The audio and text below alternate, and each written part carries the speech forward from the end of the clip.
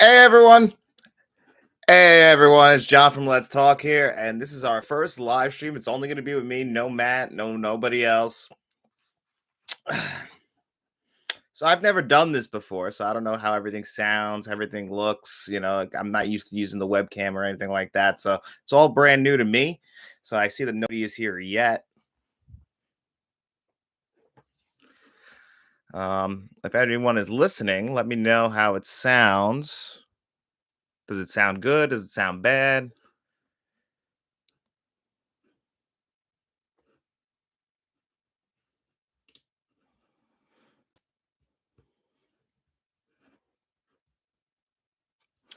Hey, what's up? What's up, Brent? I'm glad it sounds good. All right, cool. Just making sure everything is running good. So, what gave me the idea to do summer blockbusters and to have a conversation with you guys about summer blockbusters is, well, when I was growing up, I used to love going on the internet and going on to yahoo.com, which is still around and I still use it. And I used to love to watch the Yahoo. Well, I guess it wasn't I watched it. It was a calendar of all the upcoming summer blockbusters of the summer. So I thought, hey, let's talk about all of our favorite summer blockbusters. Ooh, Uncle V in here calling me handsome. That's always good. Oh, and there's Shamrock Balls. All right, insane. Yo, what's up? All right, what's up, guys? Glad to see that you're all here. I didn't expect that many people. I thought it was just going to be me rambling with no one around, which would have been fine. I would have been cool with that. No Matt today. Obviously, he's out doing a lot of, I guess, yard work or something. He couldn't make it. He said he might try and pop in the live stream at some point here, but who knows if he will or not.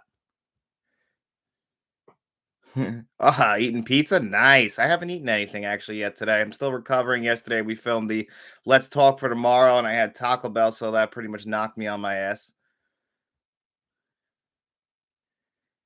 Ooh, okay. So we got our first question. Kevin L. always asking good questions. What's your least favorite summer blockbuster? Oh wow, 7 o'clock there, huh? Shamrock Balls.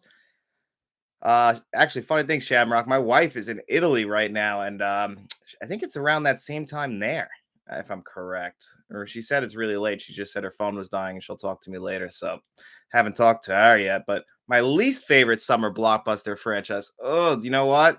Did the Hunger Games come out in the summer? Because that'd probably be my choice. Those movies were brutal. I had a hard time with those. I haven't even finished them. The last two, I think those were what? Mockingbird Parts 1 and 2. Those are my least favorite. Those were, if those were summer blockbusters, those ones really did hurt me. Oh, Thomas Anderson's here. Nice to see you, Tom. An hour and a half. That makes sense. Yeah, because she did say something like, I don't know what time she said. She sent me a picture of her. She was by the village over there in Italy, in Venice, and it looked beautiful. I was jealous because if you guys could see behind me, my backyard. Yeah, not looking like Italy. Looking like a worn out desert. What's up, Thomas? Mr. Anderson is here.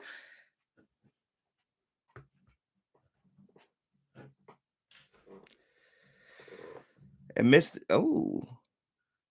All right, so I got two questions. One from Kevin L. What is the first summer blockbuster you ever saw in theaters? So actually, the first movie I ever saw in theaters was a summer blockbuster, and that was Casper the Friendly Ghost in May of 1995. I was 3 years old that year, and I went with my aunt and my cousin Vanessa. We went to a theater. It was in the mall here. It's not even open anymore, this theater. I don't like the reflection of the computer screen off my glasses. It's kind of bothering me a little bit. I don't know if it's bothering you guys, but yeah, I saw Casper the Friendly Ghost.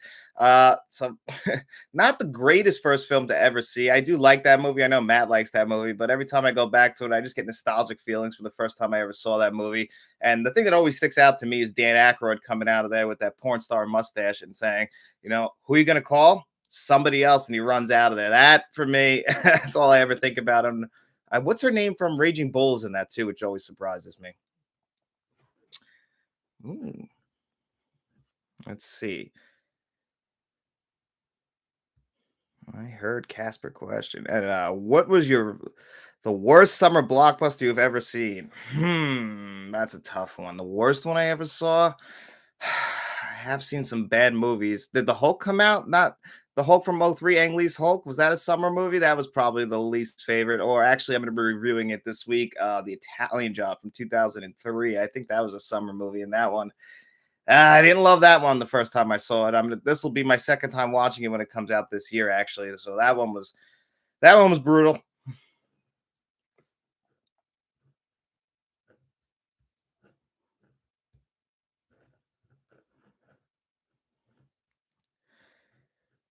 Excited for some drive-in movies this summer. That's what Brett Madison said. Well, actually, we don't have any here. We don't have any drive-in theaters here. We used to have one in Rocky Point, which is not too far from here, but that closed down many years ago.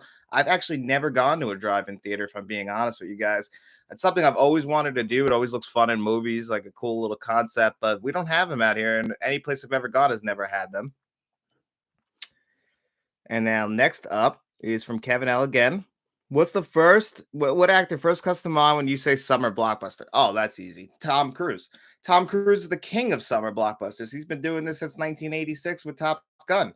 That's where he really took off in the summer blockbuster range, and he's just been doing that ever since. He pretty much never takes a break from it.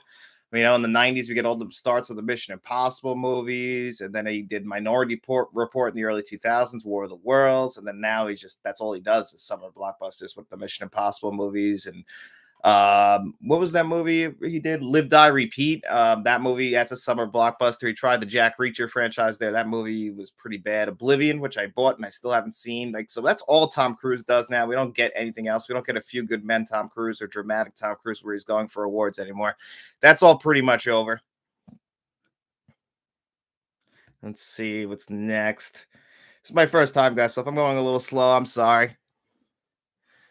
Oh, I saw Jurassic World. Dominion has the worst movie theater experience. That movie was horrible. Actually, I all the Jurassic World and Jurassic Park movies are summer blockbusters. And other than the first Jurassic Park, I'm not a big fan of the franchise at all. Although I did have a good experience. Me and Matt went and saw Jurassic World a few years ago when that first came out in theaters, and we had a lot of fun with that. And then the last two last years that came out, what was that? Fault? And that was Dominion. That was horrible. Oh my god.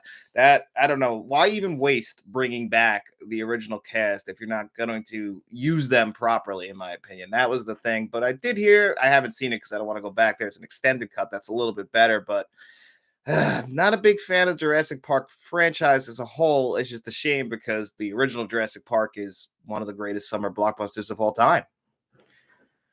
Okay. Let's see. Kevin L. Tom Cruise is definitely the summer blockbuster king. Thank you. Hello there, Ron Billingsley. Glad to see you. Favorite summer movie trailer. Oh man, that's gonna be The Dark Knight. That movie, that trailer. I remember when they first showed the first trailer. I think it was already after Heath Ledger had passed. I could be wrong on that, but I would watch that. I was in high school. I was 16 years old, and I remember going to a computer graphics class every day. Me and this kid Kevin. I'm not gonna use his last name, but we used to sit down and watch the trailer for The Dark Knight almost every day, analyzing that movie. We couldn't wait for that movie to come out. That was the same year as Step Brothers. We were both really excited for that. And we couldn't wait. I watched it every single day. And then when it finally came out, I saw The Dark Knight in theaters 3 times on the same day. I went to the midnight release. I woke up the next morning. I went and saw it again. And then my family went and saw it that night. So I saw that movie. And I'm up to 10 times seeing The Dark Knight in theaters. Oh, wow. Chat's getting a little crazy here. All right, let's see what's up next. Oh, okay. Shamrock Ball says Spielberg says he saved the movie industry with Top Gun 2. I agree. I think he did, Shamrock. I agree. He definitely did. The movie industry was definitely faltering, and it still really is. I'm going to go on a little bit of tangent here about how movies are doing in movie theaters, because unfortunately right now they're just only things that are doing good are MCU movies and these big tentpole movies. We're not getting movies, like we don't get comedies at all anymore, which is really what drives me nuts. Because speaking of summer blockbusters, I used to love to go to the theater and see a good comedy when I was growing up. 2007, I was 15 years old, but that was the same year we got Knocked Up and we got Superbad. And we don't get that anymore. Any of those Judd Apatow comedies, he still puts movies out, and but they go right to streaming now, which is a shame. And really, comedies are just really reserved for what, sitcoms now, and that's it. And we don't get any more comedies in theaters, and that kills me. I used to love going to see a little dumb comedy, having a few laughs, 90 minutes in and out. Now it's a 3 hour experience, which is good. You get your money's worth, especially if you're going to an Adobe theater, $90 a ticket. I mean, not $90 a ticket, like $19 a ticket at the minimum. Yeah, I guess you want more out of it, especially if they're going to charge you $25 for popcorn and a soda and sign the deed over to your house. Like, it's tough. It's tough. All right, let's see what's next. Let's see. Thank you very much. I appreciate you, Shamrock, for saying that. Favorite summer movie trailer. We did that. Okay. Brent Matson says the drive-in here has 4 screens. Wow, that's not bad. One of the screens is showing a double feature this weekend: Super Mario with Cocaine Bear. Oh, that's a great idea. That's the weirdest combination I've ever seen. What do? You go there with the kids, you drop them off at Super Mario, and then you watch Cocaine Bear? Because I don't think you want to show the kids Cocaine Bear, even though I did think that movie was not the strongest, in my opinion. I thought that should have been crazier, is what I felt like. With a title like Cocaine Bear, movies don't even put the word cocaine in them. That's how, I guess, we're that desensitized. We could put cocaine in the movie title. Back in the 1960s, we couldn't even show a toilet flushing until Psycho. So the world's changed in 60 years. I'll tell you guys that. All right, let's go down the list. All right. Shamrock says the only good Jurassic Park movie is the first, though I did like The Lost World. I've seen both in the cinema. I have seen Jurassic Park in the cinema after it came out, movie theater cinema, I'm sorry. I came out, but I did see The Lost World. That was one of my early movie theater experiences. And I think you've heard me before, Shamrock. I hate The Lost World. I think actually that might be the worst in the franchise. No, Dominion's still the worst, actually. Dominion's probably the worst Jurassic Park movie that's ever existed. Wow, I really appreciate you guys all showing up. I didn't expect that. Thank you guys so much. All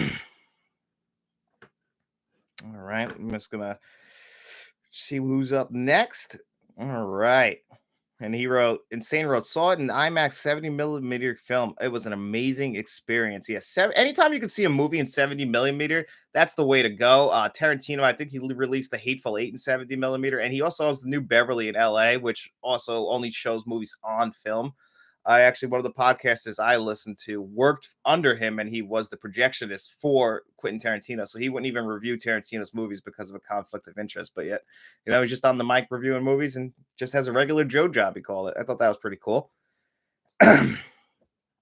Let's see. The Dark Knight is overrated. Shamrock balls. LOL. It's funny. I wouldn't put The Dark Knight as neither number 1 or number 2 on my Batman rankings anymore. And right now, the Batman is jockeying for position at number 3. You couldn't tell me that 10 years ago. I used to think The Dark Knight was the greatest Batman movie that's ever come out. It's still one of my favorites. I love it, but I don't know. On each repeat viewing, I kind of lose a little bit of that love for it. It was one of my favorite movie theater experiences. I'll never forget the memories I had with it. When it came out for its 10-year anniversary, I went and resaw it in theaters again. I don't think it's held up as well as I had hoped it was. On the other hand, I think Batman Begins, another summer blockbuster from 2005, saved the franchise. I think has actually become one of the best Batman movies. The origin story of Batman, saved it. After 1997's Batman and Robin, Batman was dead in the water. I wasn't even excited. I didn't see Batman Begins opening that weekend. I actually went the weekend after everyone had told me it was really good. I remember my dad bought a bootleg from somebody at his job and brought it home, and it was missing like the entire middle of the movie, so I didn't even watch it like that. I waited until I saw it in theaters. But I do agree, The Dark Knight, if it's anywhere up near 1 or 2, I do think it's a little overrated. 89's Batman is still the best in my opinion. All right, let's see what's up next. I should do a live stream every Saturday. I might actually do that, Kevin. Honestly, if this works out pretty good, maybe I will. Every Saturday, we'll sit here, we'll pick a topic, and we'll just chat. That's all we're here to do. We're just here to talk. You guys give me your favorite summer blockbusters too. Whatever you want me to get my thoughts on that, I'll do that. I'll read it out loud. Again, first time here, so I'm just learning how to do this. Also, I don't have the greatest of eyes. That's why you got the glasses on. So I have to like zoom in over here so you guys can still see me. So if you see me bending over or anything, that's the reason why. And now Shamrock Ball says the first movie I remember seeing is the Care Bear movie in like 1986. I saw Honey I Shrunk the Kids in 1989, and I was too young to go see the Batman. But I did see Batman Returns in 1992, and he also wrote Independence Day 94, as well as The Masked Batman Forever in 95. So, yeah, Honey I Shrunk the Kids is a great movie. Nobody talks about Honey I Shrunk the Kids anymore, and that entire franchise. I think I told you guys my favorite Honey I Shrunk the Kids movie isn't even the first one. It's Honey I Blew Up the Baby. That's the one where he got a job working somewhere with his shrink machine, and he accidentally reversed it somehow and made the kid super tall. And I remember him walking around Vegas grabbing the guitar. I guess it was the Hard Rock Cafe. I don't know if that was even around back then, but he's playing the giant electric guitar, walking around the city. And I mean, I was young and I rewatched that movie recently. It's stupid, but I still had a great time with it. Those again, if you grew up with a certain movie, I guess maybe I don't know if you like the Cabbage Patch Kids movie, Shamrock Balls, but if you grew up seeing a movie when you were young, you get those nostalgic feelings, and you can look past a lot of the badness of some of these movies, like Batman Forever. Like that was my first Batman movie, so I have a special place for that movie. Is it not as good as Tim Burton's first two Batmans? Absolutely. It's a colorful mess, but I absolutely love that movie, and also the soundtrack, really good. U2, The Offspring. Got a lot of great songs in there. All right, where am I on this chat? Oh, and speaking of Independence Day, that is a fantastic movie. Independence Day, Roland Emmerich. That's not his first movie, but that's really where people knew Roland Emmerich. That got him the Godzilla job. And then eventually he would get the Day After Tomorrow, 2012. He became the disaster movie guy, but Independence Day is still his best. Will Smith, Jeff Goldblum, save the world from aliens. Can't get more American than that, I guess. Even though I think Mars Attacks is a better movie, and they attack actually more landmarks than just American landmarks. So, in my opinion, Independence Day is really good. It's not the greatest film. I don't think it's held up really well. But since we're a physical media channel, that Blu-ray for Independence Day is extremely underrated. I don't have the 4K because I'm just so impressed with the upscaling of the Blu-ray that I haven't had any reason to get the 4K. And let's see what else we got going on here. Best summer horror. The Conjuring. I think The Conjuring. We got the first one came out this summer. I had a good time. I took my wife on a date there, and the lights went out. There was a thunderstorm outside and the power went out. And we lost like 10 minutes of the movie, but they rewound it or whatever the hell they had to do because it's digital, so it's not a regular film projector. But we got free tickets to another movie. I think we wouldn't use to see another summer horror movie. Correct me if I'm wrong, but Your Next came out that summer as well, and we had a lot of fun with both of those movies. The Conjuring, the first one I still think is the best, but it started the Conjuring universe. James Wan, he always does the first two. He did Insidious 1, Insidious 2, Conjuring 1 and 2, and then in the third movie he passes the baton along, but you can't replace the first Conjuring movie. That movie was, as far as horror movies go and summer horror movies, that was probably one of the best. I'm trying to think what other summer movies. We always get at least one good summer horror movies that come out in August. For some reason, in the 90s, a lot of the big horror franchises decided it was a good idea to put their movies out in the summer, including movies like Halloween. How do you put a Halloween movie out in the summer? That makes absolutely no sense to me. The name tells it alone. You're there for October. All the Halloween movies feel like fall. They don't feel like summer to me. And I'm not watching a Halloween movie in the summer. I'm just not going to do it. Now, there are great movies that you can watch in the summer that have that summer horror feel, like Midsommar or House of Wax. House of Wax always feels like a summer movie to me. And then, of course, the Texas Chainsaw Massacre movies. Those are summer horror movies to a T. You feel the heat in the Texas Chainsaw Massacre movies. Even if I'm not a big fan of them, they are summer horror movies, in my opinion, 110%. Let's see. I seen the new Beverly is showing Psycho 2, and Psycho 3 from Shamrock Balls. Well, Quentin Tarantino, I know, loves the Psycho. He loves Psycho 2. I think he has said in the past that's like one of the most underrated horror movies, just like you always say, Shamrock. And that's pretty cool, actually, that she's showing them. I'm sure he's got it from his own personal collection of film. I don't think from what I understand with the new Beverly, I don't think he makes money on it. It's just him keeping cinema alive. That's Tarantino. He loves movies. He loves cinema. He has some weird taste in movie though. He has almost like the same taste as Matt, where it's like he really is into some bad to average movies, but he defends them and he defends them with a passion that you can't debate it. But he does love that movie Unstoppable that Tony Scott did with with Denzel and Chris Pine, I believe, which is a very underrated movie. Also, I don't understand how a lot of people didn't see that movie. Was that Tony Scott's last movie before he tragically passed away? I think it might have been. I saw that in theaters too. I had a great time with that. All right, let's see what's up next. And the Ooh. All right. At the time, Jurassic had awesome special effects, but these days we just take these effects for granted, and even Avatar didn't not impress me. I was actually saying this when I was watching the Superman movies this week. I hear people talking about how Superman doesn't look good when he's flying around the city, but think about it. It's 1978. Of course, it didn't look great, but imagine put yourself in a theater in 1978. You're a little kid, the year before Star Wars came out. But before that, we really had nothing. I mean, I wasn't around for it, but there was really nothing. And nowadays, we complain about the special effects looking bad in Ant-Man Quantumania because they did look bad in comparison to what we usually get. But the thing is back then in the 1970s and 1980s, superhero movies didn't really exist. The special effects were all for the most part practical. So you had to make do with what you had. It wasn't until like Tron, I believe, that they really started to even use CGI.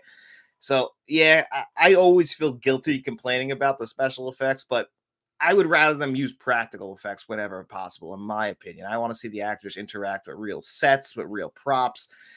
That's what killed me with the original Star Wars prequels is how do you do that? How do you make them so like all computer animated? It's not going to stand the test of time given I'm sure in 1997 whenever they started filming that and getting all the computer effects together. George Lucas, he had these visions, but he wanted to make sure technology caught up to it. But the problem is technology, yeah, it caught up to it, but it still wasn't the greatest. That's the thing. It doesn't hold up now. Back in 1999, I know people love the Phantom Menace. Matt's not here to defend it, but I don't like the Phantom Menace in my opinion. I don't think it's that good of a movie, and the CGI is what kills me the most with that. But I do feel bad like crapping on bad special effects because they did the best they could. And I'm not one of those people. I don't think you need to go in and touch it up too much. Certain movies, I think you need to like fix certain things if you didn't have the technology there. Like Superman 4, I was talking about, those effects are awful. If you're gonna release a new 4K, at least fix it a little bit because the biggest complaint about it is the special effects.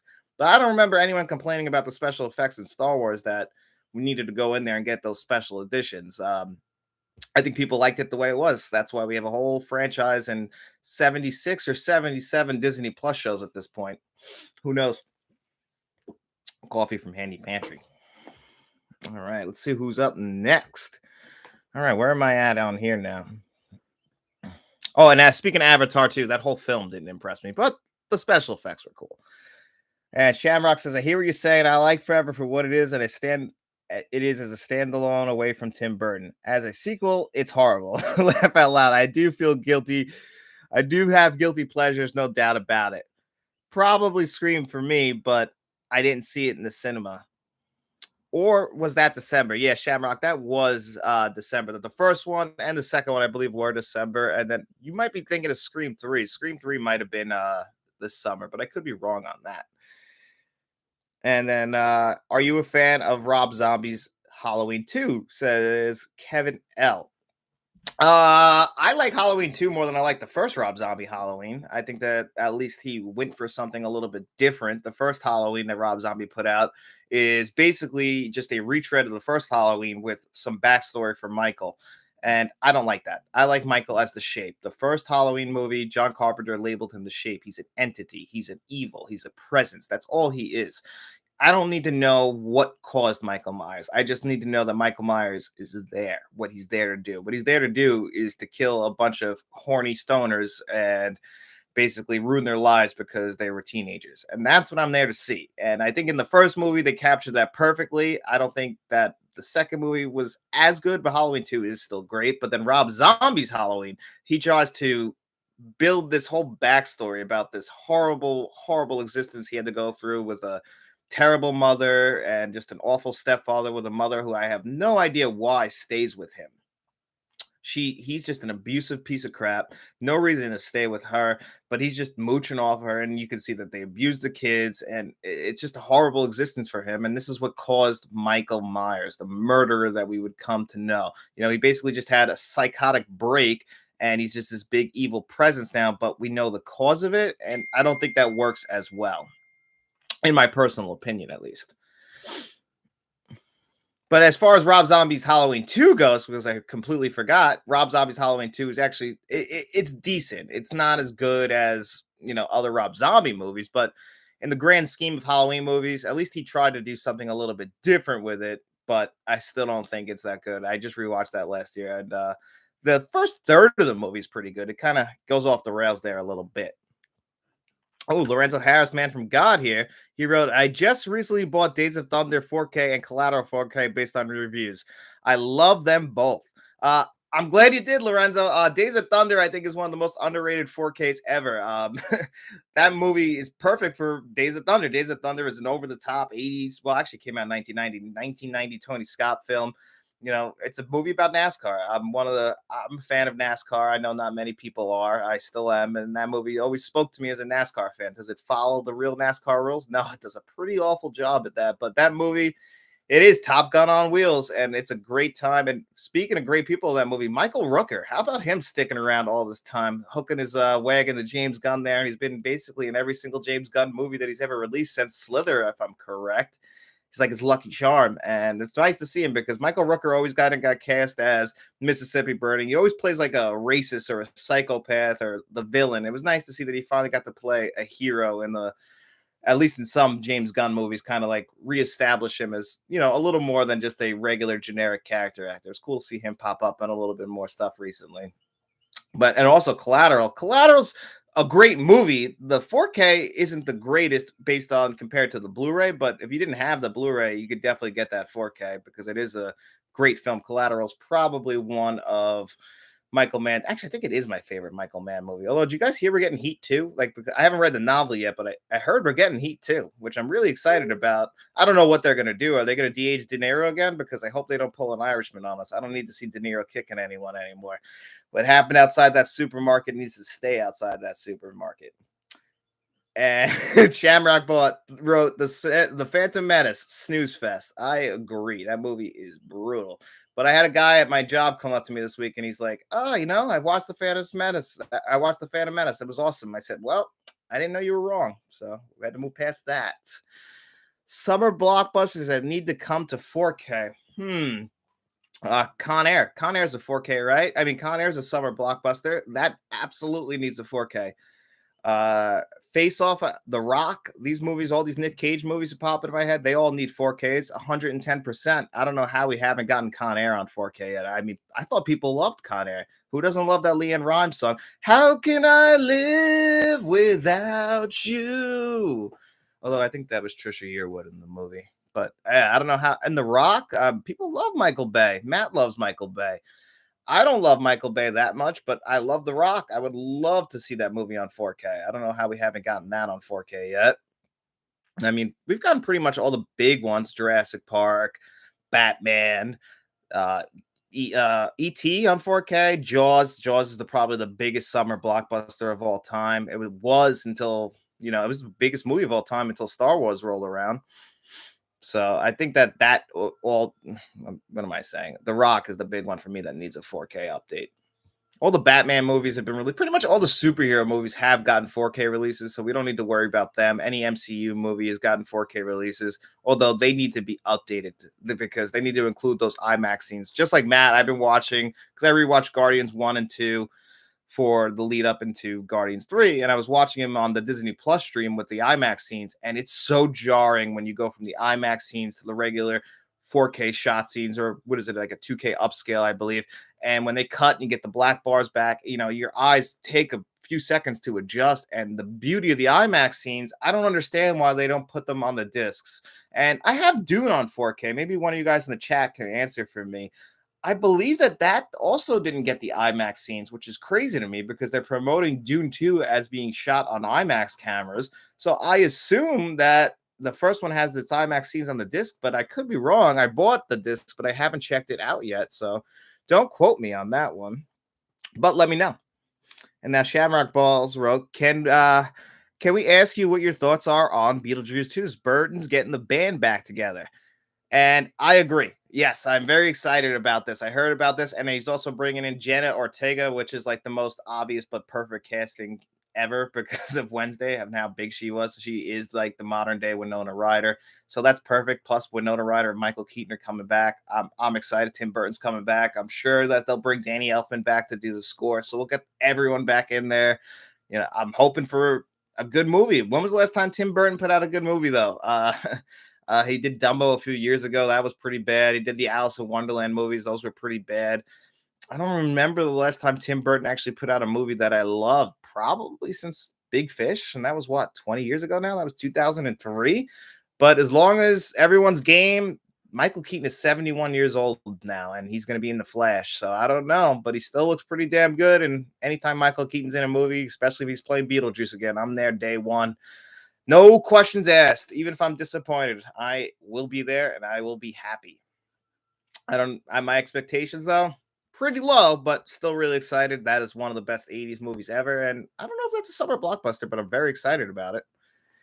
And Kevin L also wrote that we need a 4K of Twister. I agree, and I think it's going to come because we know the Twisters is coming out. I think it's either this year or next year. So I think we will get Twister on 4K. There's a lot of people who are a fan of Twister. Who directed that? I think the first one was directed. It's not Roland Emmerich, I think, but I can't remember who directed that one. The first Twister, at least. Yeah, it's drawn a blank, but obviously they'll have some sort of homage to Bill Paxton in there in the movie Twisters, and I think they said that what's her name, Helen Hunt is coming back, but I could be wrong on that also. But yeah, Twister, the original, it is a classic. That's the first time I ever saw Philip Seymour Hoffman was in Twister, and I obviously he's a way better actor than he is in Twister, but he's still game. That was the thing about Philip Seymour Hoffman. He was always down to do whatever, no matter what the role was. He never half-assed it, and that's why it's such a tragic loss if you're a fan of film. Let's see. I know we got some more Shamrock Ball stuff in here, and he wrote Kevin Al, Jaws the Revenge. Oh my God. Heat doesn't need a sequel. I agree. Heat does not need a sequel. Jaws is the biggest, and you know it, John. I agree, Shamrock. No summer blockbuster has ever been as big as Jaws. It's the one. It's about summer. It's about Independence Day in America. Amity Island being attacked by a shark. Amity needs those summer dollars, and that's what it is. They're not going to shut down the beach for just some little old shark. And you know what? That still holds up true. We know they're not going to shut down the world if money's going to be involved. So Jaws is definitely, that's the big one. That's probably still the biggest. If I was going to vote myself, even if I'm not the biggest Jaws fan, I would say number one, biggest summer blockbuster ever, the most popular. It has to be Jaws. When you think of summer, you think of Jaws. Even if I don't love Jaws, you think of Jaws. You probably think of Spielberg, though, right? Spielberg, how many movies has he released in the summer?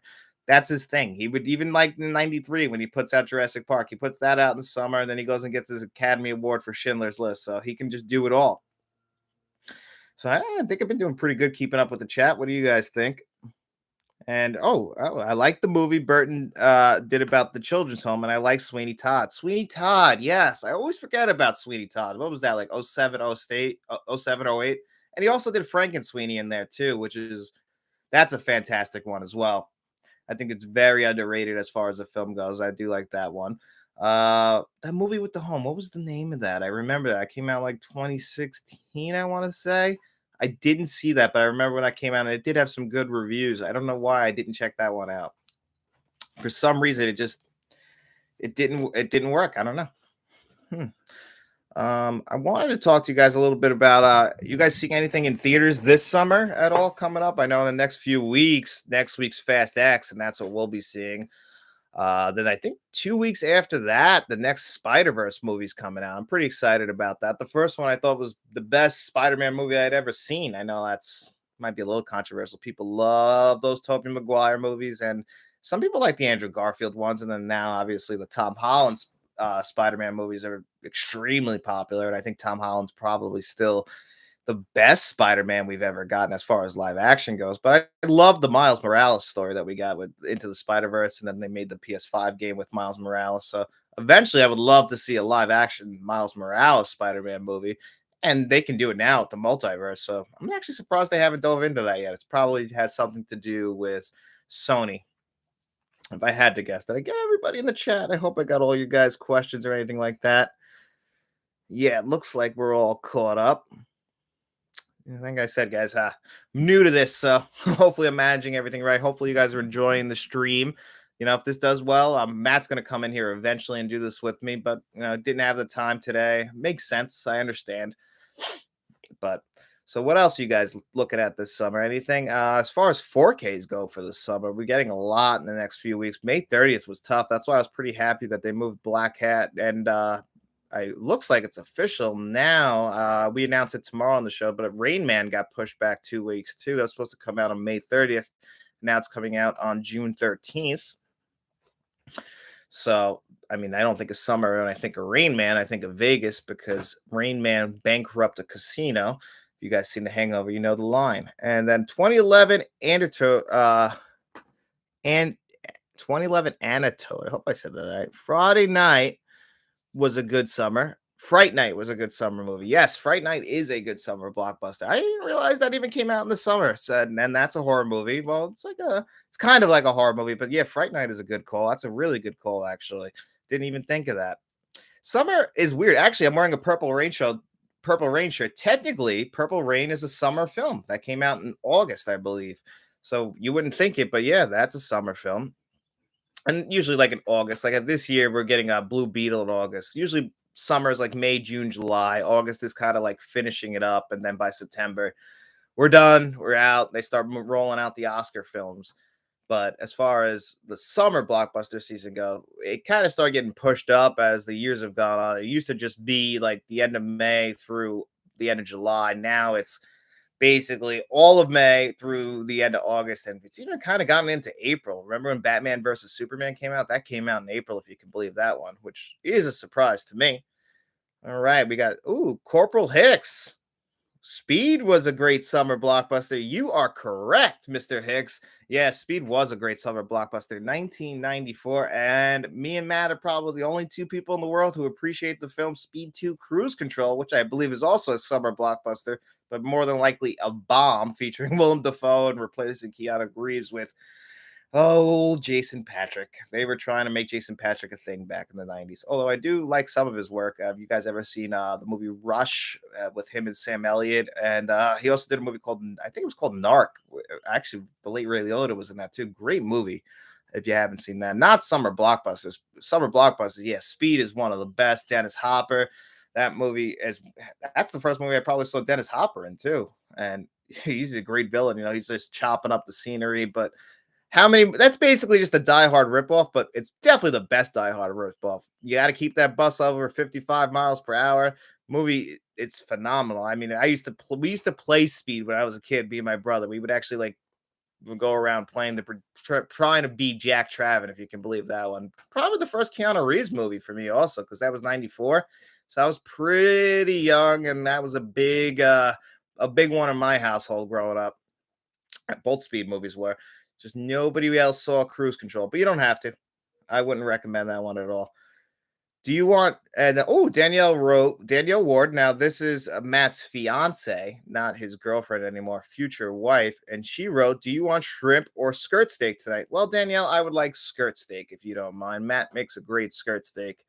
Ask Matt, Danielle, while you're with him about the time we had skirt steak, garlic bread, and watched Batman Forever and played Batman Arkham Asylum the whole night. That was a fun time in my life. That's before I had I had a job, but my job was to support my movie and video game habit at the time. Now it's to support a couple dogs, a cat, a wife, and a house. So life's been a little bit different, let's just say the least. Are you guys enjoying this? Do you guys like just chatting with me here on the live stream? Like I said, never did this before, so I was hoping. So I kind of just winged it, went into this all random and whatnot. Let's see. And Daniel wrote back, "That was a fantastic movie," says Matt. Yes, it was. Yes, it was. It was a good night. Shamrock Balls wrote, there was a comedy show here called Father Ted about two Irish priests. They done a spoof that a bomb was on a milk float and it couldn't go above 6 miles an hour or it would explode. When you really think about it, speed is a ridiculous premise. Like, keep the bus over 50 and or it's going to blow up, first of all, buses have a hard time getting up to 50. That's what made Speed 2 cruise control even more ridiculous. It was about a cruise ship and you had to keep it over a certain amount of knots. And then Willem Dafoe was just covered in leeches and there was a deaf child involved. It was a mess, but honestly, when the boat hit the city, wherever it was, some kind of island, I thought that I was into it. I'm sorry. I've seen Speed 2 more times than I should have. I should have been one and done, but I wasn't. But the first Speed, yes, first Speed is it's a masterpiece, I think, in the action genre. Wouldn't you say? It's a cheesy summer blockbuster, but it's one of the best. Jeff Daniels that year, he was firing on all cylinders. He also released in that same year Dumb and Dumber. So he got two movies that year. Everyone remembers '94 for Jim Carrey. And he had a summer blockbuster that year. Many people know that Ace Ventura came out in February. Dumb and Dumber was in December, but smack in the middle there was The Mask. I want to say July of 1994. That was a pretty good time. The Mask was probably my least favorite of the three, but The Mask, it feels like a summer blockbuster. It's based on a comic book, if you can believe that. So ahead of its time in a way. 1998, we had Blade. That was a summer blockbuster. Blade's probably still one of the best superhero movies that just doesn't get talked about enough. I know we're getting a remake. Actually, the Blade remake right now that's coming out for the MCU with Mahershala Ali has gotten delayed again. The original director walked off, and now because of the Writers Guild strike, they are. I think they stopped all MCU filming right now, which they should. You got to be supportive of the writers. So I like that. I agree with that. Wait, don't cross the picket line kind of deal. Let them all work that out and then go back to filming. But the original Blade with Wesley Snipes from '98, it's a masterpiece. It's one of the best, I think, in the entire Marvel. It's not an MCU movie, but as far as Marvel movies, I would still say that's a top 10 Marvel movie. Wouldn't you guys say? All right, let's see what Shamrock says. Well, what would you say is the biggest action summer blockbuster? The biggest action summer blockbuster. Ooh, well, last year, right? Top Gun Maverick saved the cinema, as they like to say, right? You said that, Mr. Shamrock. Yeah, that was the guy. That was the movie. Tom Cruise saving movies one film at a time, one F1 jet flight at a time. Well, yeah, I think that has to be the biggest one of all time at this point because saving movies. But I mean, Avengers Endgame, like that's the biggest movie of all time. It's not an action movie though. That's just really that's a superhero film. Kind of wrapped up with superhero film, action comedy. You get a little bit of everything on there, but it's still perfect. But yeah, it's got to be Top Gun Maverick at this point. And then Shamrock Boss also said, let's see, I seen Ace Ventura in cinemas and The Mask about 6 times the summer of '94. I loved it. That is, I can't believe you saw it that many times. Yeah, The Mask. Wow, you were in the movie seeing that. My fourth birthday party, a gift from my father was the Mask VHS. I remember him giving that to me, and then I remember putting it in. I was at my fourth birthday party. He wasn't at my fourth birthday party. I don't know where he was, but he gave me the Mask VHS later in the day, and I remember watching it. I still can remember every single trailer on the Mask VHS. There was a Pop Secret trailer, a Dumb and Dumber trailer, trailer for the John Travolta movie Michael. The first time I ever heard Spirit in the Sky was in the trailer for that. Man, I'll never forget those. What was that guy? Ghost something was also on there. It was an animated talk show. I don't know. My buddy of mine always talks about it. And Danielle Reward again, future Mrs. Kish, if she takes his last name. What is an appropriate time to watch Point Break? Point Break. We didn't talk about that. Came out a week after Terminator 2. Terminator 2 came out in 1991. That's a big time summer blockbuster. Directed by James Cameron. James Cameron was married to Catherine Bigelow at the time, who also directed Point Break. Came out 1 week later. So actually, you can see James Cameron. I think he either has a writing credit or an executive producer credit because they were married. So at that time, 1 week later, we get Point Break. So Point Break is 100% a summer blockbuster movie. One of my favorite movies ever. That's a top 20 film for me. That's one I don't know why we don't have a 4K, Kevin. I don't understand how that hasn't come to 4K yet. That's one of the biggest movies. Catherine Bigelow, actually, a lot of her movie. Has she ever had a movie come to 4K? Maybe Zero Dark 30. I don't even think that has a 4K. So probably not. But yeah, a lot. That's a director we always seem to forget about is Catherine Bigelow, and she gave us Point Break, one of the greatest one of the greatest '90s action movies of all time. You get the Swayze Express in there, Keanu Reeves again, Gary Busey before the brain injury, so you get a lot of great stuff in in Point Break. I love that movie. I think that movie is I love it. It's one of the most 90s action movies you'll ever see, but one that's definitely a good time, a good enjoyable time. A lot of one-liners in there. What do they call them? The ex-presidents. If you're ever gonna fund your endless summer, the Red Hot Chili Peppers pop up in there. You see Anthony Kiedis and Flea. Flea actually ended up acting in a lot of movies, so I guess he caught the acting bug here. Also came out the same year, if I'm correct, as Crazy Sex, Love and Magic, whatever the Red Hot Chili Peppers album that came out that year that had Give It Away on it. And Shamrock Balls were Gary Busey before the brain injury. Yeah, have you seen Gary Busey? Gary Busey got a little messed up in that motorcycle accident. Luckily for him, he has an identical twin or a clone, his son Jack Busey, because I mean they look identical. I swear to God, the two of them. It's like when you see look at Jack Busey in what's that movie called that came out? Starship Troopers. How do I forget that? The same director who directed Basic Instinct and RoboCop. RoboCop is basically a prequel to that, but they look identical to each other. Shattered Balls, yeah. Point Break is a good show. Watch Gary Busey versus Meat versus Meat versus Meatloaf. Laugh out loud. Paul Verhoeven, thank you, Shamrock Balls. I couldn't pull it, and I don't know why. I don't know how I couldn't pull Paul Verhoeven. Also gave us Total Recall. So he is the king of sci-fi, but yet he had some weird tastes because then he also did Basic Instinct and he also did Showgirls. He's the guy who gave us Showgirls, which has a Vinegar Syndrome 4K release. So if you guys are actually the Vinegar Syndrome, they're halfway to their sale. I think it's halfway through the year sale or something. I can't remember the exact name of it. It happens, I believe, starting on May 23rd. And included in that will be the Showgirls 4K. So if you are a fan of that movie, as ridiculous as it is, it's getting a 4K release. And I just found out recently, I was listening to a podcast. I listened to the critically acclaimed podcast, and they were talking about there's a sequel to Showgirls called Showgirls Something Pennies, maybe Stacking Pennies or something like that. I cannot believe that somebody made a sequel to Showgirls. People just make sequels to everything. There's like 40 sequels to the Amityville Horror. It makes me think I probably could have made a movie. I don't know if it would have been good. No, it would have been horrible. I can't see very well, so that's why I try and just review movies. But I would have. You can just make a sequel. All right, let's see what else is being said here in the chat. He's Dutch. That explains it. Yes, sir.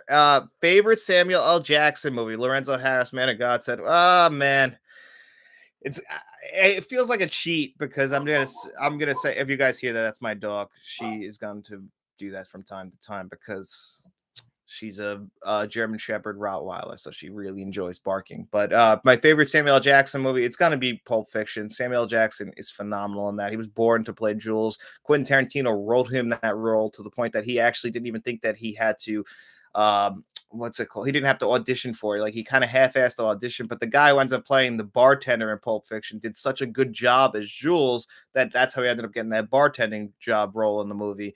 But Samuel Jackson, yeah, he was born to play Jules in Pulp Fiction. That's his best role. And then after that, honestly, Quentin Tarantino kind of used him the best because he's also amazing in Jackie Brown. That's probably right up. Those two are probably my 1-2 for him. I think he's phenomenal. Samuel Jackson's never bad though. Even as Nick Fury, he kind of elevates the MCU. Samuel Jackson, he's just one of those working actors. He never stops. He's always been around. He pops up in so many movies from the '80s. You might not even realize it. Like he's in The Exorcist 3, which is crazy to me as well. That's 1990. But then also, in how many Spike Lee movies does Samuel L. Jackson pop up? Like, Do the Right Thing. He plays the radio DJ, and he's perfect in that role too. So it's just hard to ever say that Samuel L. Jackson's ever bad. He's always willing. He's one of those actors again who's always willing to play whatever role is asked of him, and he never is bad. Django Unchained. He's perfect in that movie as well. I mean, you hate him, but he plays that role perfectly in that, Lorenzo. I mean, Samuel Jackson's He's probably still. I even he's think he's getting close to 80 now. He's still one of the greatest actors we've ever had, which is insane. Kevin L said, "What is your wife's favorite summer movie?" Oh, did Clueless come out in the summer? She's going to actually be joining us on Let's Talk Physical Media. Not tomorrow's episode, not next week's, the week after Memorial Day weekend. And you guys, if you guys have any questions you want to ask her for that show, feel free. Rico Gomez has already sent me a question to ask her. But she loves movies almost as much as me. She's just not as comfortable being in front of the camera like I am, but we're gonna try and work that out of her because she does watch pretty. She's like she's my movie going buddy. Like Matt will only go to the movies if it's playing in Dolby Cinemas. That's it. He spoiled himself. Like he won't go there. I went to the movies. I used to go to the movies every week. It didn't matter. And around here, there's this little movie theater called Movie Land. It's in a shopping center. It's not the nicest theater. It's got like five like mini, what do they call those things, like five small theaters in there, no stadium seating, nothing like that. And it used to have really shitty chairs. So one summer, I don't know why they would wait till the summer, but they did, and they were replacing all the seats in the theater, and they were doing it all in one big shot.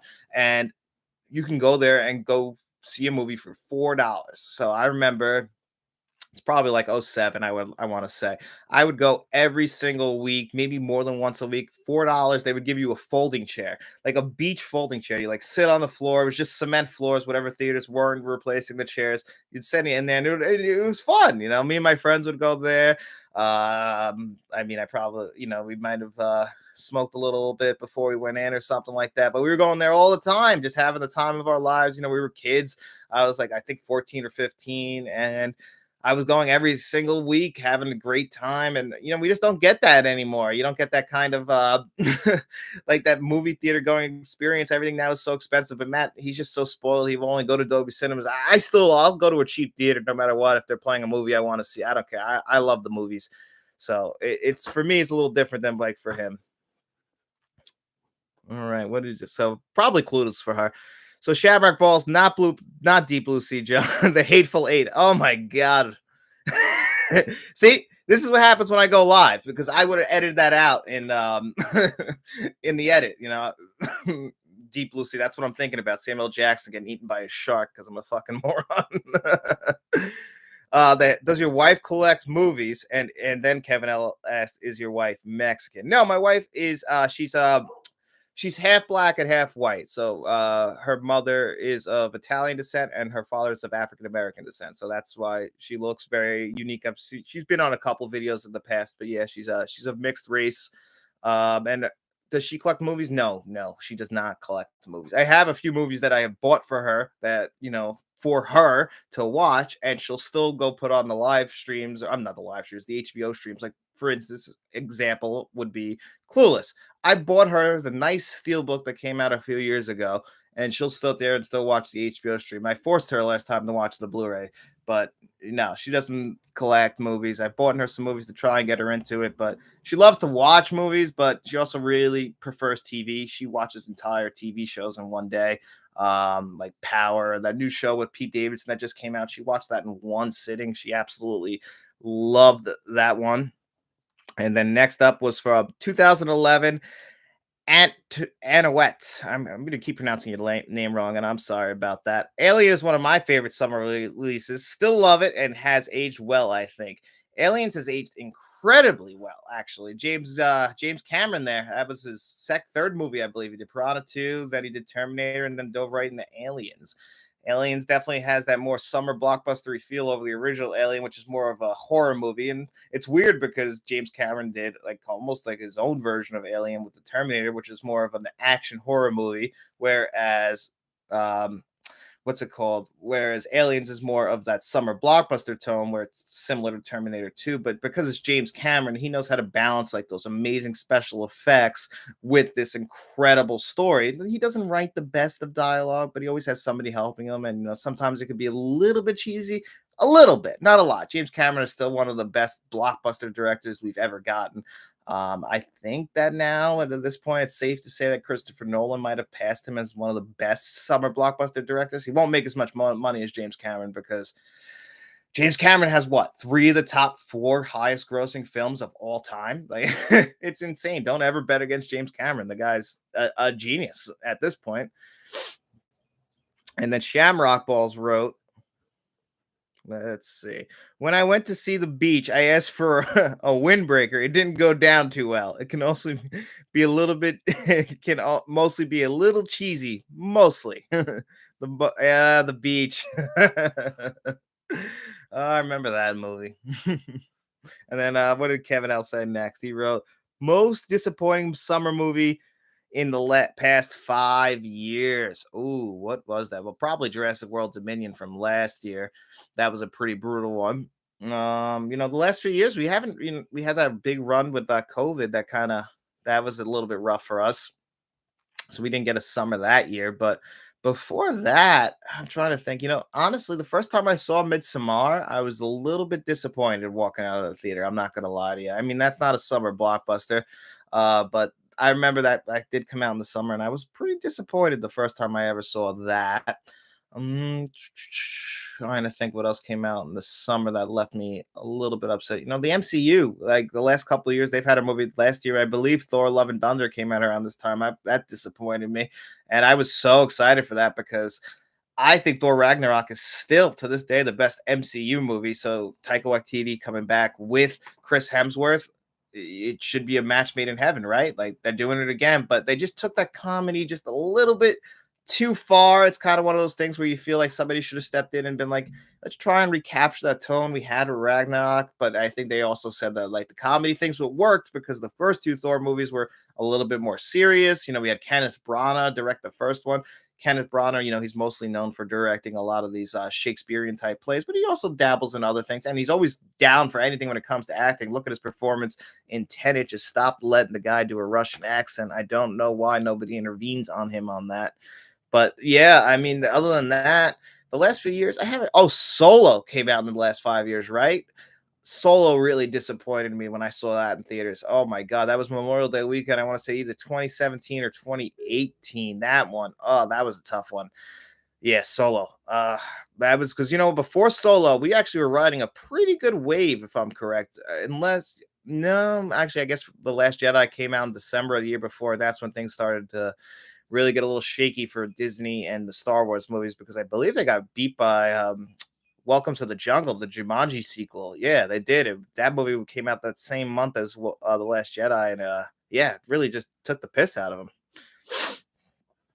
And Shamrock Balls wrote, in recent years, I think The Dark Knight Rises is my biggest disappointment. Oh, Shamrock, you are speaking my language with that one. That one, that's another one. I forgot that came out. That was what, 2012, I want to say.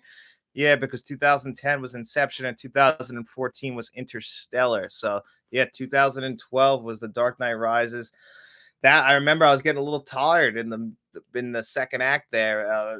Once he kind of gets his back broken by Bane, he kind of just that's it. He kind of goes to you got this is where it just goes off the rails because he gets sent to I think Afghanistan. He's in there, and I guess his back heals enough. He gets his strength back to do something that only one person in the history of the world has ever done. He gets himself out of this prison hole, and again, just like nobody else can, he finds his way back into Gotham City unscathed, undetected, and walks right in there. No problem. I get it. He's Batman, so you can do more than the regular person. But if entire armies aren't getting in there, I'm having a hard time believing that Bruce Wayne, coming off a broken back, is getting out of there or getting in there. But, other than the leaps in logic, I have come around a little bit on The Dark Knight Rises. I still think it's not the worst Batman movie. Batman and Robin will probably hold that honor until I die. At least I hope so, because if anything is worse than Batman and Robin and they release that in theaters, I don't understand how you haven't learned that lesson yet. But you know what? I'm not in charge of a movie studio, and I probably won't be if I had to guess. Maybe Prometheus. Oh, yeah, Prometheus was bad. Actually, Shamrock Balls. While you're talking about Belfast, did you see that movie he put out a couple years ago, talking about his childhood? I haven't seen that one yet. That was one that slipped by me. I think it was called Belfast. I wanted to check that one out. I heard it was an emotional movie and talking about his childhood and his love for films. I did want to check that one out. And yeah, he's from Ireland also. Kenneth Branagh. He definitely knows how to make a movie. That's one thing that's for damn sure. They can't take that away. His acting sometimes can be a little iffy, and I think he dated Emma Thompson, if I'm correct, in the '90s. Also, when she was around making movies like Junior. So I always remember her hair around that time. If that makes sense, that's weird, right? I remember Emma Thompson's hair from the movie Junior, but that movie's burned in my mind. If only slapping a vertebrae back solves your broken back. Well, that's all it really takes for Batman. I don't know. I sleep on the couch wrong, and I'm pretty much down for the count for 3 days. But you snap Batman's back, and he's going on his way without a single issue. But you know what? He's Batman, guys. We have to not forget that, Shamrock. Batman can do more than us. Bruce Wayne himself can do more than that. So he's operating at a different level than the rest of us, if I had to guess. And then Kevin L said, best ending in a summer film. Ooh, I'm gonna probably have to go. Oh, the best ending. It's got to be Inception, right? Because that's the one that got everyone talking. People still talk about Inception. Actually, I'm in a mood right now to rewatch Inception for that very reason. But that ending, you know, leaving that theater, who wasn't talking about did it fall? Did it not fall? I still honestly go back and forth every time I rewatch that movie. Did it, if it fell or not? Right now, you ask me today, it fell. You ask me tomorrow, it probably didn't. There's a lot of reasons to go the other way on that, but I'm not too sure. And then another summer movie that kind of left the best ending to a summer blockbuster movie. Oh my god. Superbad too. Superbad was a great ending, you know. Superbad came out around the time. The reason why I don't go back to Superbad, it reminds me a lot of like when I was in high school. It's also they're like are supposed to be around my age, even though Jonah Hill, I think they didn't want to hire him because he looked too old. They gave him a razor, he was shaving every day, but that was like around the time I was in high school. So it's kind of hard for me to go back because it really does remind me of me being in high school. But the ending to that is perfect, where it's just saying that, you know, we have to move on. Like this friendship was special. We'll always have each other, but we had this great night. At the end of the day, we come back. We're still friends. We'll always be friends. And that's a beautiful thing. So I think that Superbad had a nice ending for 2007. That was one that I really did like. And I left the theater smiling after that. It's not a summer blockbuster, but I was really happy with that one.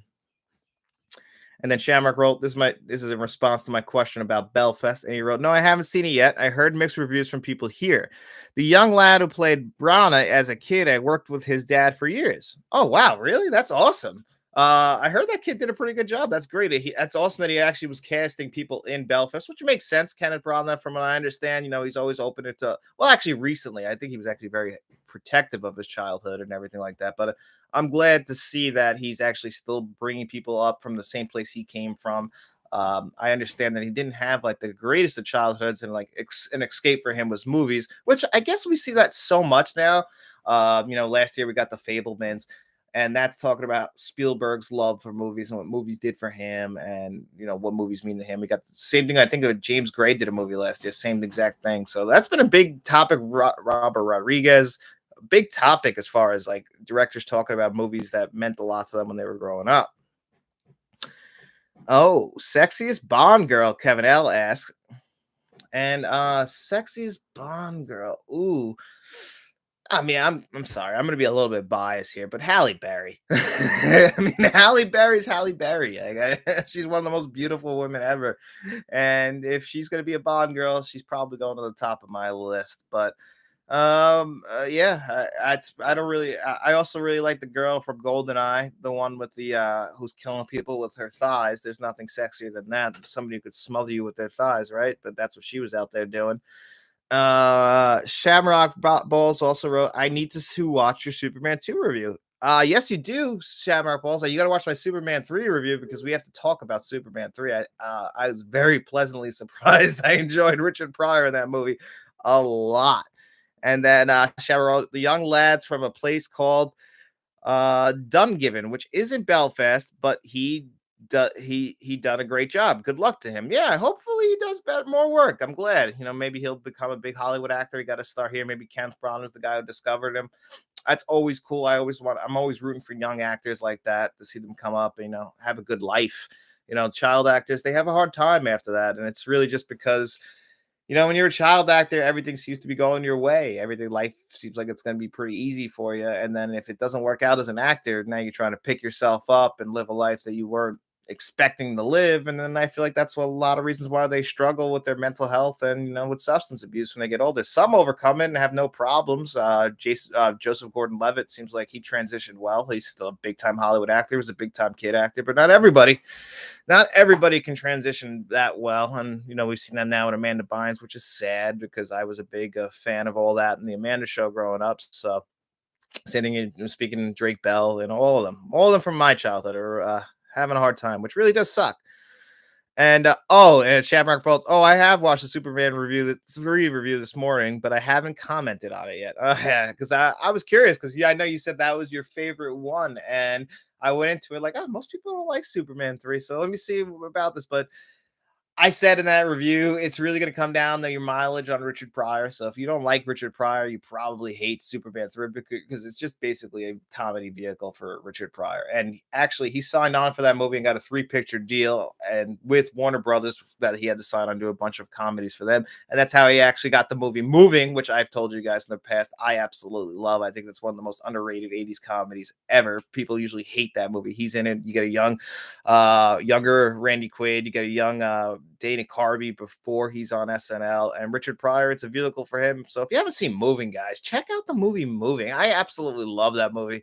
Me and my mom had a great time. My mom's also a big Richard Pryor fan. That's how I found out about Richard Pryor. Me and my mom grew up, and I saw all of his stand-ups, and we always quote Richard Pryor. I can thank my mom for that.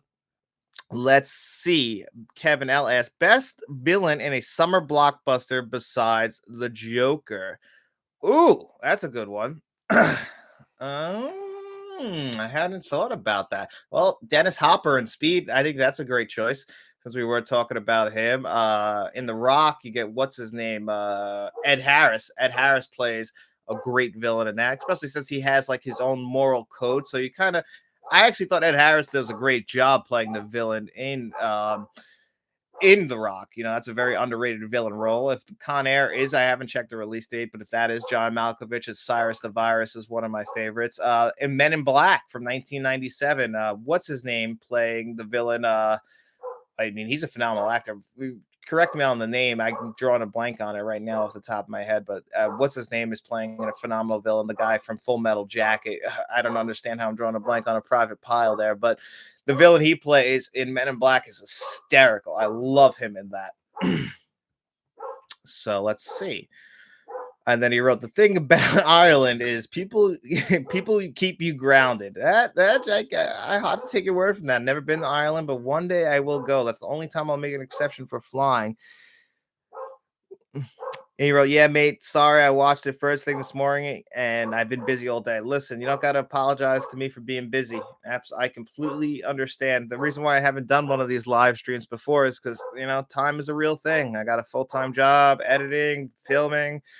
I got a wife, she expects me to be present. So that's a whole thing. So got to do that too. And Kevin L wrote, I wish the new Superman set had new special features. Might be a deal breaker for me. Honestly, yeah, that's if you have that previous Blu-ray set, I want to reel back and forth, giving that a 7 out of 10 because you only really get really nice upgrades to Superman 2, Superman 2 4K for the Donner cut. Superman 3 is by far the best looking 4K in there. And Superman 4 isn't even that big of a visual upgrade from the Blu-ray. And all of them get the previously released Blu-rays. No difference. It's nothing. They literally just printed it on and put a new sticker on the label. And that's it. Sent it on its way. And that's all you get for that. No new extras. Not a single new extras. And the worst part of this whole set is what they did with Superman the movie. How do you not give that a brand new scan when people have been complaining about that previous scan for 5 years? People hate that scan of Superman. So why wouldn't you just give us a new scan? Like I'm a little confused by that. Doesn't make any sense to me why you would do that, but they did. They just it felt a little bit like a cash grab. But if you can get that, Kevin, for about $60, it's probably worth it because Superman 2, the Donner cut, 3 and 4 are nice 4Ks. And, if you like Superman 3, you're not going to get a better looking version of Superman 3 in there. But yeah, no new extras is becoming a real problem for me. And I'm Shamrock Ballson here. He'll tell you himself also, same exact thing. Do not like the fact that they aren't giving us new extras. All these major studios, Universal, Warner Brothers, Paramount, they're really being cheap when it comes to extras. You got to really go through the boutique labels or boutique labels. How do you guys say it? I say boutique. It's the Long Islander in me. We pronounce a lot of things wrong here. Shamrock Balls Road, Hannibal Lecter and Silence of the Lambs is a summer blockbuster, but hard to beat Vader, but hard to look past Vader. Have you seen See No Evil, Hear No Evil? And he also wrote, "Cheers, buddy. I'm getting ready for my daughter's first Holy Communion tomorrow." Oh, congratulations. So congratulations. Yeah, I'm gonna jump off here in a little bit too, but yeah, I understand you getting out of here, Shamrock. Thank you for stopping by. I really do appreciate that. And yes, I have seen See No Evil, Hear No Evil. I love that movie. I have done the best eyes. I used to work with a guy actually, and he didn't have the best ears, and they used to call us See No Evil, Hear No Evil. So, little fun fact there. But I think Gene Wilder and what's it called? Gene Wilder and Richard Pryor, they had the best chemistry in Stir Crazy as far as the movies. They made three of them together, but that was probably their best one. And then so he wrote, so Shamrock, yeah, thank you so much for commenting and hanging out with me. I really appreciate that. One day we'll have you on here, all right? We'll have you on here because like now that I got the new mic and the new setup and you can see this, like I could actually actually do this what I've been working on for like 6 months to actually get it going. Oh, you haven't seen Stir Crazy? Oh, you'll love it. It's great. I think it's definitely the funniest of their movies together.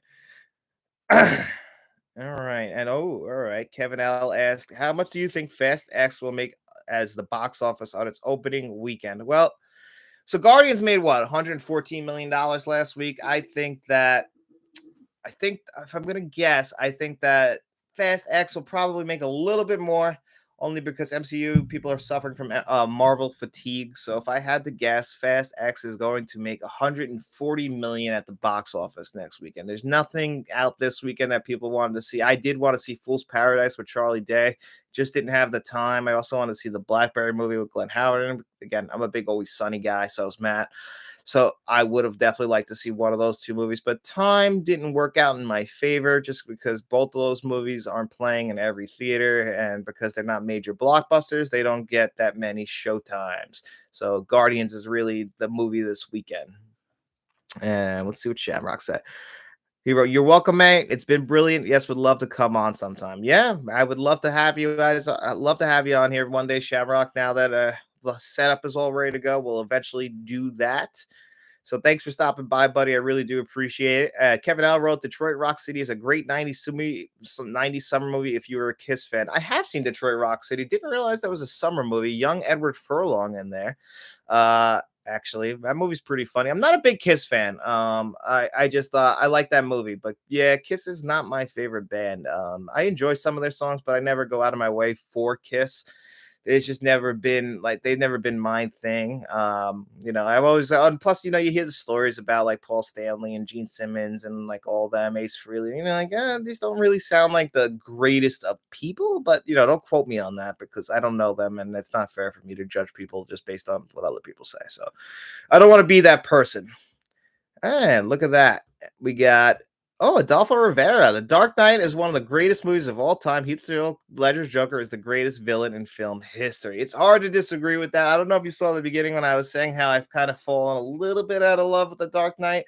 I've seen The Dark Knight in theaters 10 times in my lifetime, 9 times during its first run, 3 times in one day. Heath Ledger deserved that Academy Award as the Joker. It's not the greatest Batman movie in my opinion. I have a hard time with the third act, but Heath Ledger's performance as the Joker, you can't take anything away from it. It's absolutely the best performance of 2008. It deserved that Academy Award. It becomes his movie. It becomes Heath Ledger's Joker's movie. He does a phenomenal job in that. It's sad that we couldn't get more from him, and I felt like his arc was incomplete. And I think that's another thing that kind of casts a shadow on The Dark Knight Rises is the fact that we kind of lost, Heath Ledger. I think that they probably want to close that loop in the third one. Also, they kind of rushed in Two-Face because they didn't know if Aaron Eckhart or Christopher Nolan would come back for a third movie. So, it kind of feels like Two-Face kind of got shoehorned in at the very end. It doesn't mean that's a bad movie. Actually, I still think it's a phenomenal movie. I think The Dark Knight is probably the third or fourth best Batman movie. It's just that 89's Batman, and I think it's one of my top 10 favorite films ever. I almost put that on again last night, and I've already watched that this year. It's just I have a disgusting habit of watching 89's Batman. I don't know why.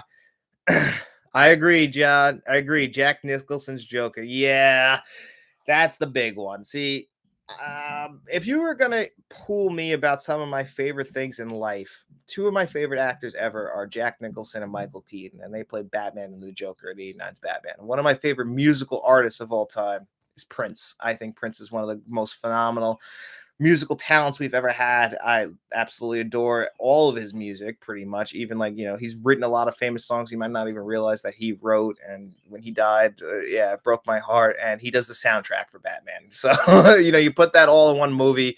Tim Burton's one of my favorite directors.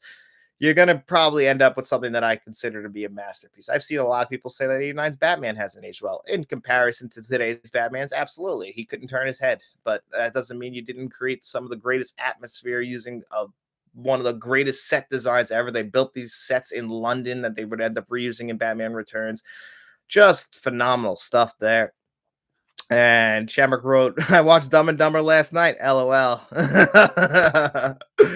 Oh, that movie is fantastic. That is the greatest comedy ever released. And he also asked me, Shamrock Balls, if I had ever seen The Last Detail. And I gotta be honest, I haven't. It did get a 4K release earlier this year, and I meant to go see it. I heard that's like one of his best performances, and one of the performances that got him the job on Chinatown, actually, or not on Chinatown. One Flew Over the Cuckoo's Nest was his performance in The Last Detail. That's one that has slipped by me, unfortunately. I don't know why either, because I know he's great in that. It came out, I think, the same year as Five Easy Pieces, which he's also really good in. That movie, though, has an ending that'll just break your heart. But I definitely need to see The Last Detail of him on the cover with that cigar. He's like standing there, and he's got like, I think he's got his arms out. Yeah, Jack Nicholson, good looking man. Right up there with the likes of the John Keefs of the world, if you ask me. And then Kevin L asked me, do you like Batman versus Superman? I do not like Batman versus Superman. That was the movie that took me out of the DCEU for a very long time. If you're talking about a movie that disappointed me leaving the theaters, that came out the same year as The Suicide Squad as well. So that movie is also pretty damn brutal. So you had those back to back, and I was like, all right, taking a break here. But to be fair to Batman versus Superman, I haven't seen that director's cut. I've heard that is a much better film. And Batman versus Superman isn't all bad because you get Henry Cavill still giving a great performance. You still get Bruce Wayne played by Ben Affleck, and I think a really good performance. I think if we would have saw Ben Affleck in his own solo Batman movie, I think I would have been into it. I mean, my biggest problem with that movie is, again, it just kind of feels like we're rushing through plot points. I didn't need to see Batman. I mean, I didn't need to see, you know, Batman's mom's pearls hit the ground again. I didn't need to see that. I've seen that so many times before. I didn't need to see it again. I know where we're going. And then the Martha reveal at the end is one of the biggest jokes in movie history. That just killed me. I don't understand what they were thinking with that. So that movie, I got to revisit it though. I haven't seen it since I saw it in theaters. That's one of the most disappointed times I forgot, and I forgot all about it. That was the most disappointed times I ever left the theaters, though. That was a rough one for me. And Shamrock Balls wrote, check it out. It's brilliant. Randy Quaid is in it. Oh, wow. Give this man a beer. Wow. Really? Randy Quaid is in that? Oh, he must have been young in The Last Detail. I didn't even, yeah, Randy Quaid. I mean, I knew Dennis Quaid was floating around, but Randy Quaid, wow. Didn't think Randy Quaid really hit it until the 80s. Man, Randy Quaid's had such a weird life, hasn't he? I guess he's in The Last Detail in the 1970s. And then he was in all those comedies in the 80s and early 90s. And then he kind of like lost his mind now, didn't he? So that's pretty damn unfortunate because Randy Quaid, he was a funny guy. I really enjoyed him. I enjoyed Dennis Quaid too, and now I enjoyed Jack Quaid on The Boys. So, man, what a talented family. Although Jack Quaid's mom was Meg Ryan, so you couldn't got you got Dennis Quaid and Meg Ryan as parents. Jack Quaid. If he wasn't talented, then his genes failed him. His genes failed him bad. Yes, he was really young. I think he was nominated for Best Supporting Actor. I think, wow, really? I got to look into that. Holy shit. How have I not seen The Last Detail? I'm telling you, I was going to grab that 4K and review it this year. Something else came out that week that prevented me from doing that. I don't know what, but something did. So, not too sure. Not too sure about that. But if you guys have any more questions, want to drop the last questions in here, throw those in there, and then this will probably be the end of the stream. I really appreciate you guys all being here with me today. That was awesome. I think we did everything correctly, right? I don't think I screwed up anywhere. I think we had some fun. I will definitely do more of these if you guys like them. If anyone checks this out later and you have any like recommendations, some topics to cover, things that I can do better, things that I, screwed up on here that you didn't like, was the audio good, was the video good, all that stuff, make sure you leave those in the comment section just to make sure that I can fix this. This was a first time run. This was a dry run. We winged it. We did our best, and I think it came out pretty good. So I hope that everybody enjoyed this live stream. Really, everybody who stopped by, Kevin Shamrock, Lorenzo, you know, uh, Adolfo, everybody who popped up in here. Thank you guys all so much. I didn't expect that many comments. I got to be honest. I'm a little blown away. Really appreciate you guys all so much. Thank you so much for being here with me. Next time we'll get Matt in here, and we'll make some jokes at his expense, which are always fun. Everyone gets a kick out of that. But that's his own fault for looking like that. So anyway, guys, thank you so much for being here with me on this live stream of Let's Talk Entertainment and Media. If this is your first time and you happen to just pop in here, please make sure you like, share, and subscribe, and tell all your friends about us. Hope to get Matt on one with Matt next Saturday. Hopefully, it was 100% made. It's been fun. Cheers. Thank you guys so much, and signing off.